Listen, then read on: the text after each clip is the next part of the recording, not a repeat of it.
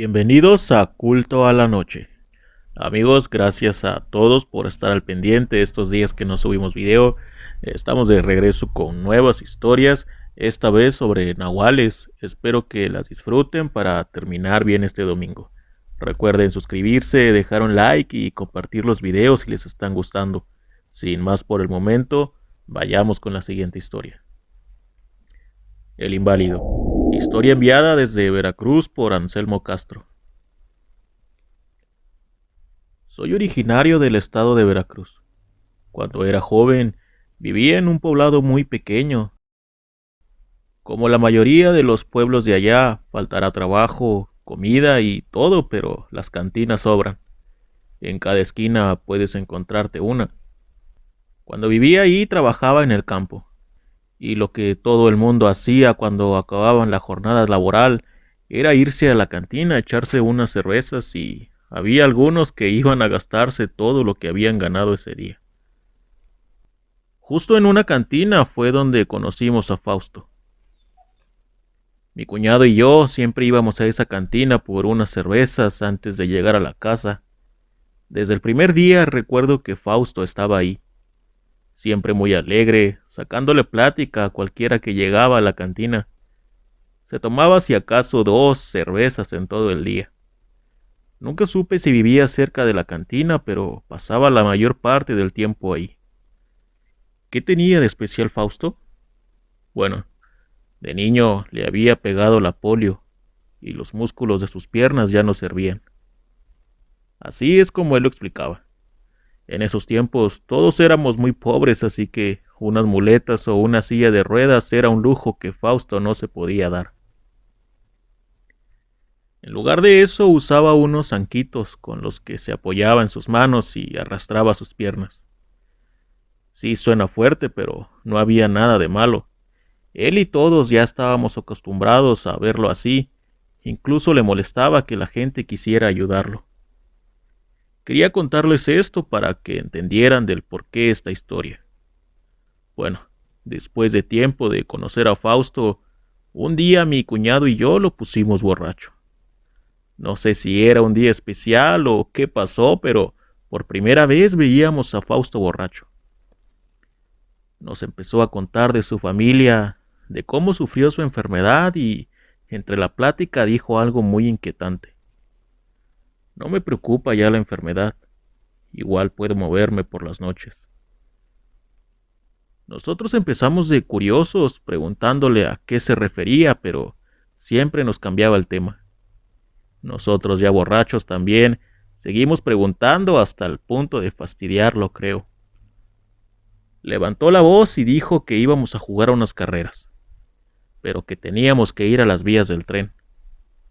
Mi cuñado y yo en nuestra borrachera le hicimos caso, y nos fuimos rumbo a las vías caminando y relajeando al ritmo que Fausto se iba arrastrando.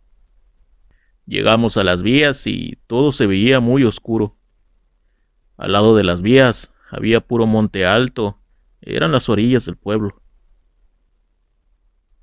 Fausto nos dijo que ahí lo dejáramos, nada más que nos lleváramos sus anquitos y se los diéramos a donde íbamos a llegar, que era en la estación vieja del ferrocarril. Eran aproximadamente unos 3 kilómetros. Nos quedamos viendo y nos gritó que ya empezáramos a correr, y así nos fuimos. Solo vimos cómo se arrastró al monte y se perdió. Al poco rato en nuestra carrera, escuchamos un animal entre el monte corriendo y jadeando, como un perro, pero aunque no lo veíamos, sabíamos que era muy grande, por el sonido que hacía cuando corría. Vimos cómo se movía el monte y lo que sea que fuera eso nos dejó atrás. En nuestra borrachera ni siquiera nos preocupamos por Fausto. Nuestra meta era llegar a la vieja estación. Después de unos 15 o 20 minutos, llegamos a la estación. Íbamos llegando cuando vimos a Fausto ahí. Nos volteamos a ver mi cuñado y yo y pensando lo mismo, supongo. Ya se habían tardado. Ya denme mis zancos. Era imposible que llegara antes. A lo mejor alguien lo llevó, a lo mejor... No, no podía ser. Le pregunté cómo había llegado antes que nosotros. Supongo que fue la borrachera que él también traía.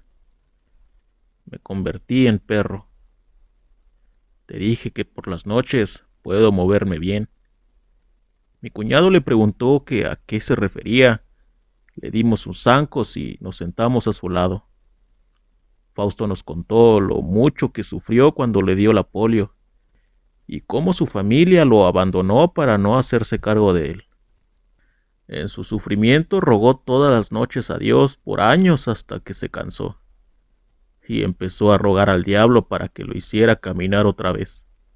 Después de años y años de rogar, al fin le contestó y dice que le dio su alma a cambio para que pudiera caminar convertido en animal. Después de eso hasta la borrachera se nos bajó. Fuimos a dejar a Fausto al cuarto donde vivía y nos fuimos cada quien a su casa. Al día siguiente, mi cuñado en el campo me preguntó si había sido cierto todo lo que había pasado ayer. Incluso yo lo dudaba, pero todo eso había pasado. Estábamos ansiosos por llegar a la cantina y ver a Fausto. Cuando salimos hasta nos fuimos corriendo, pero Fausto no estaba ahí. Al día siguiente tampoco, ni los años siguientes que vivía aún en el pueblo. No sé qué haya pasado. Lo que yo creo es que Fausto tenía miedo que le contáramos a todos su secreto, pero nunca lo hicimos, hasta ahora que se los estoy contando. Gracias por leerme. El horror de la esposa de Don Toño. Historia enviada desde El Manantial, San Luis Potosí. Esta historia es muy conocida en donde vivo. Es una zona montañosa en San Luis. Se dice que hace mucho, en las casas que están en lo más alto, vivía una pareja que nunca tuvo hijos. Don Toño y su esposa. Don Toño, conocido por ser un hombre adinerado, dueño de tierras para el campo, dicen que de la nada se casó con una mujer que nadie sabe de dónde se la trajo. Una muchacha bastante menor que él y muy guapa. Raramente bajaba al pueblo y no porque no la dejaran salir. La mujer era muy poco sociable. Las pocas veces que la vieron, solo hablaba lo necesario mientras hacía sus compras. Extrañamente, en los tiempos que llegó esa mujer, por primera vez empezaron a desaparecer niños en el pueblo. En aquel entonces, ir a la policía no servía de nada. Un pueblo en la sierra no era importante para nadie, así que solo hacían como que investigaban. Los niños seguían desapareciendo, pero nadie se imaginaba lo obvio. Hubo un pánico en aquel entonces y todos decían que había brujas que se estaban robando los niños. Hicieron todo lo que se dice para ahuyentar a las brujas, pero los niños seguían desapareciendo. Mientras tanto, el matrimonio de Don Toño iba de lo mejor. Él se levantaba y su joven esposa le cocinaba personalmente desde su desayuno hasta su cena. Él se iba al campo y, terminando, se iba directo a su casa. Le daba de cenar a su esposo y éste se iba a dormir, mientras ella se iba a la iglesia y, después de 1 o 2 horas, regresaba para dormir junto con su marido. Lo extraño es que nunca nadie la vio en la iglesia, ni por las mañanas ni por las noches. Después de años de horror en el pueblo y un matrimonio feliz entre el hombre y la joven, Don Toño tuvo que irse a la ciudad por unas semanas. Dicen que por más que le rogó la esposa, no pudo hacer nada para que no se fuera, pues el trabajo y el aumento de su fortuna dependían de eso. Resignada dejó que se fuera y dicen que en cuanto se fue, la joven echó a todos los trabajadores para que regresaran hasta que Don Toño regresara a la casa. Quería quedarse sola. En el transcurso de esas semanas no se vio ningún movimiento en la casona de Don Toño, ni siquiera por las noches. Se llegó la hora y Don Toño regresó sin avisar. Cayó de sorpresa a su casa, dándose cuenta que no había ningún trabajador y todo estaba a oscuras. Cuando llegó, escuchó ruidos en una de las bodegas abandonadas y se acercó a ver quién estaba ahí. Cuando se acercó, vio por una rendija el error en toda su expresión. Su esposa de pie, con el vientre abierto y sacándose las tripas para dejarlas en una cazuela que nunca había visto. Pero eso no fue todo. La mujer empezó a gritar mientras se oía cómo sus huesos se quebraban y se deformaba. Podía ver cómo su joven y hermosa esposa se convirtió en un gran guajolote horrible y salió empujando una de las puertas que daban al monte detrás de la casa. La siguió y vio cómo se elevó volando rumbo a la sierra. Cuando el horror pasó, la furia se apoderó de él, pues se dio cuenta que nunca había estado despierto a esas horas en su casa. Lo más seguro es que su esposa lo dormía para que no se diera cuenta del horror que pasaba en esa casa a esas horas. También supo inmediatamente que los niños que desaparecían eran por culpa de ella. Le aventó queroseno a la cazuela con las tripas y las quemó. A lo lejos se escuchó un grito horrible y también empezó a quemar la bodega.